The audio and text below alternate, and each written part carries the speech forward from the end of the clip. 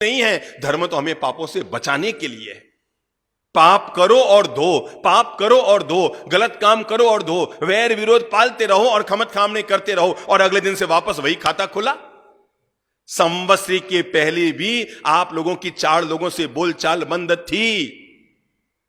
संवत्सरी के पारने हो गए, खमत खामने के मैसेज चले गए, खमत खामना के फोन हो गए, खमत खामना के सारे काम हो गए, और 12 दिन बाद फिर तोला तो पता लगा वही 4 लोगों से वापस बोलचाल बंद। तो सोचो, मक्का किया, हज गया, बन के आया हाजी।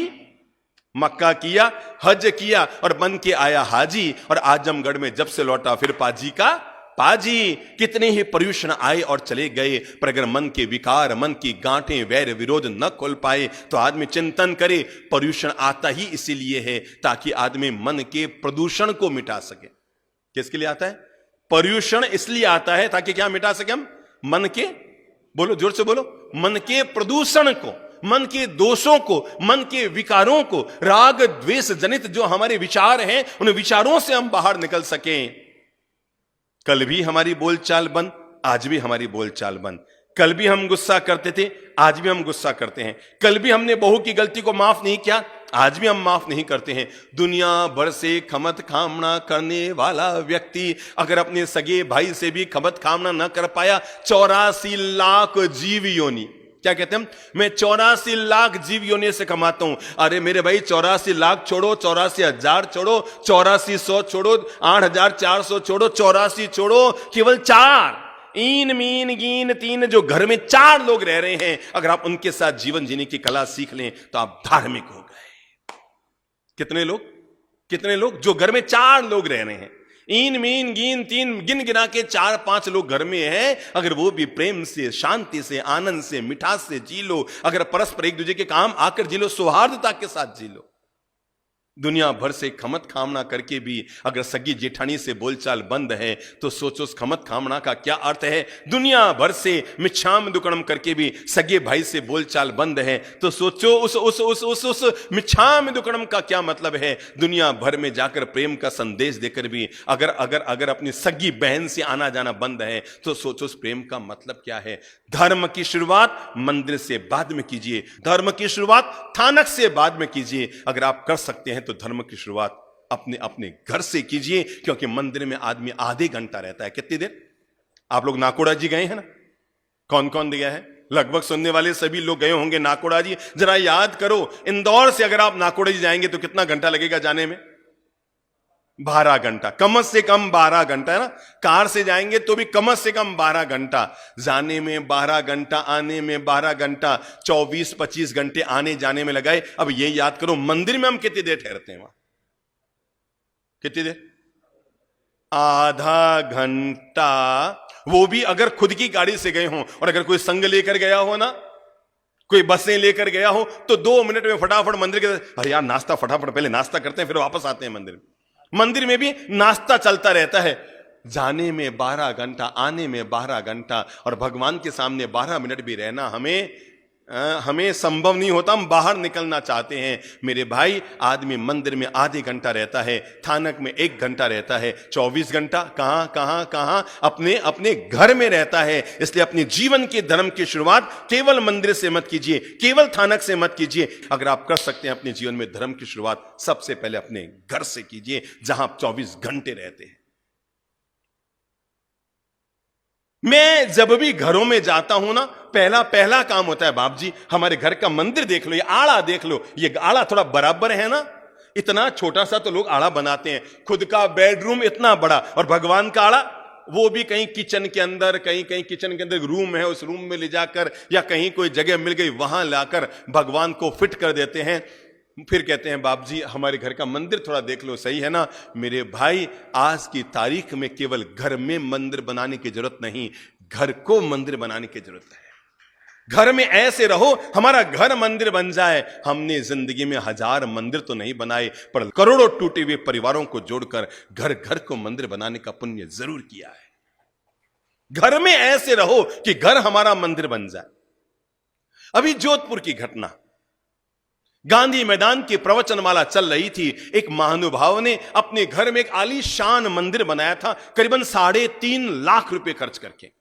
मार्बल का जयपुर किशनगढ़ से मंदिर लेकर आया और पूरा सुंदर मंदिर बनाया। उसकी खास इच्छा थी, बाप जी आप हमारे घर चलें, हमारे घर चलें, एक बार आप मैंने अपने घर में छोटा सा मंदिर बनाया, आप देख बहुत सुंदर बनाया बाप जी, पूरे जोधपुर में किसी के घर में इतना सुंदर मंदिर नहीं मिलेगा।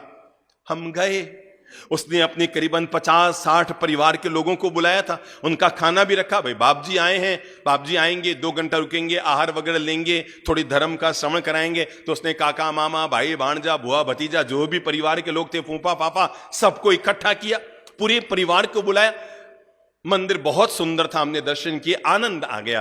प्रभु के दर्शन करके, मंदिर के दर्शन करके आनंद आ गया। वहीं बैठे और बात ही बात में मैंने पूछा, मैंने कहा और भाई साहब आपका परिवार, ये मेरी बुआ है, ये मेरे फूफा जी हैं, ये साला जी हैं, साली जी हैं, सबका परिचय कराया। मैंने यही पूछा, मैंने कहा आप कितने भाई हैं? तो कहने लगे हम 2 भाई हैं। मैंने कहा मतलब दूसरे भाई दुकान गए होंगे? कहा नहीं बाप जी वो ऊपर रहता है, हमारा आना जाना बंद है। ठीक है, मैंने कहा फिर भी बुला तो लेते ना, हम आए हैं तो। नहीं बाप जी वो हमारे घर नहीं आते, हम उनके घर नहीं जाते हैं, वो ऊपर रहते हैं, हम नीचे रहते हैं, सीढ़ियां बाहर से हैं, वो सीधे उतरते हैं, हम सीधे उतरते हैं। कोई बात नहीं, हमने थोड़ा संदेश दिया, उपदेश दिया, आहार लिया, 2 मिनट मंदिर जी के दर्शन किए। हम रवाना होने लगे तो जैसे ही घर के बाहर के भाग में आए तो वहीं पर वो सीढ़ियां थी ऊपर चढ़ने की, और मैं ऊपर चढ़ गया। कहां पर, किसके घर जा रहा हूं? जो मुझे लेकर गया है, जिससे उसकी बोलचाल बंद है। मैं कई बार ऐसी ऐसी हिम्मतें करता हूं कि करते समय तो लगता है दूसरों लोगों को शायद गलत कर रहा हूं, पर मुझे पता है उसका परिणाम क्या आएगा। मैंने उस व्यक्ति को, जो उस घर का मालिक था, उसके कंधे पे हाथ रखा हुआ था, हम बाहर निकले, हमने ऊपर की सीढ़ियां चढ़नी शुरू की। वो थोड़ा सा क्या हुआ, वो खिसकने लगा। मैंने कहा चलो चलो ऊपर मंगलिक सुनाते हैं आपके भाई के घर, फिर चलते हैं। हालांकि आना जाना बंद था, पर कभी कभी आंख की शर्म ऐसी होती है, वो नट न पाया, ऊपर चढ़े। मैं ऊपर जाकर आसन बिछाकर बैठा, 2 मिनट कुछ अच्छी बात की, और बात ही बात में मैंने कहा भाई साहब आपने जो नीचे मंदिर बनाया है वास्तव में बहुत सुंदर है, आनंद आ गया, आपने घर में अच्छा मंदिर बनाया है, पर मेरी इच्छा है आज कि, बोलो गुरुदेव, मेरी इच्छा है कि मैं आपके घर को मंदिर बना दूं। तो समझा नहीं, घर को मंदिर कैसे बनाते हैं भाई? घर में तो मंदिर बनाने की बात सुनी है, पर घर को मंदिर बनाने की बात तो हमने नहीं सुनी। न छोटा भाई ऊपर रहता है वो समझ पाया, न बड़ा भाई नीचे रहता है वो समझ पाया, दोनों नहीं समझ पाए घर को कैसे मंदिर बनाया जाए।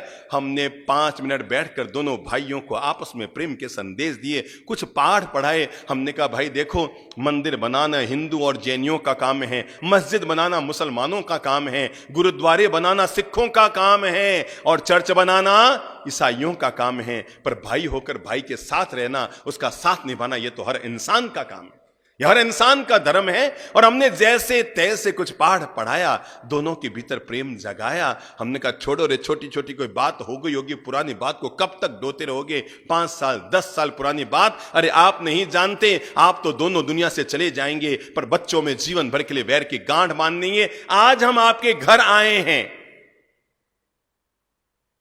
जिस बड़े भाई के घर हम नीचे गए थे वो भी सामने बैठा था, और जिस छोटे भाई से उसकी बोलचाल बंद थी वो भी सामने बैठा था। हमने केवल इतना सा कहा, आज हम आपके घर आए हैं, हम वो संत हैं जिन्हें रुपये टक्के पैसे तो किसी से चाहिए नहीं, हमारे कोई चंदा चिट्ठा प्रोजेक्ट कोई है नहीं, पर अगर आप हमसे थोड़ा सा प्रेम करते हैं, हम आपके घर आए हैं, क्या आप हमें गुरु दक्षिणा देंगे?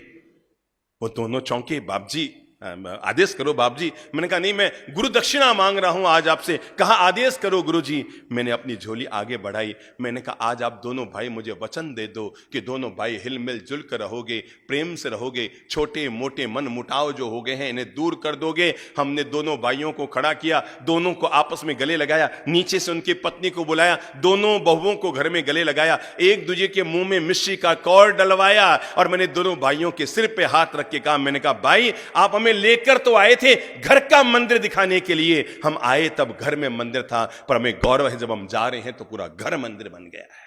यह धर्म की सिखावन है कि इंसान प्रेम का पाठ सीखे। अरे कौन से धर्म की बात कर रहे हो भाई? भाई भी अगर आप प्रेम से नहीं जी पाए तो जरा सोचो कौन सा बड़े प्रेम का महोत्सव मनाने की सोच रहे हो।